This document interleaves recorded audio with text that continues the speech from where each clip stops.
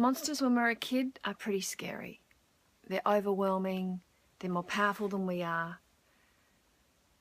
And as a kid, all we can do is fight or flight. I remember thinking that the dressing gown on the back of my door had morphed into a monster as a kid. My imagination has always been pretty vivid. And not until you turn the light on and realise it's just a dressing gown does the heart stop pounding. For some of us, we've been exposed to monstrous behaviour throughout our lives.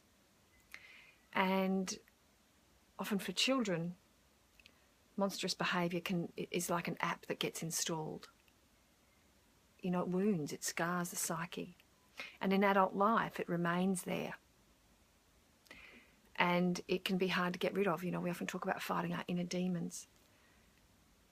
I always say that the most destructive monster I came across in my life was the one that I kept alive inside of myself.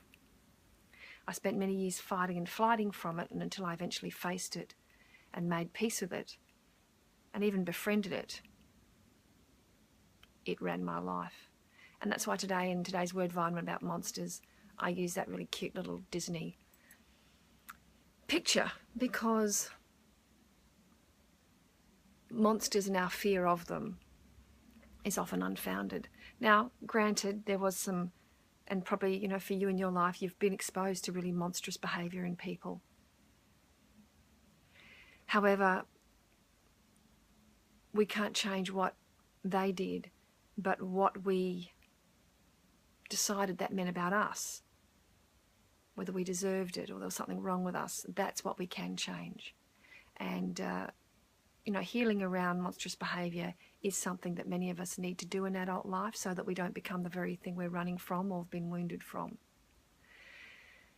So, facing our monsters is what today's word vitamin is all about. We've all got a dark side. You know, we talk about, you know, in wedding vows and in for better and for worse. And the worst of us is our monsters run rampant when we actually let those apps start to run and bleed into our adult life. We need to delete them, and that we need to separate them off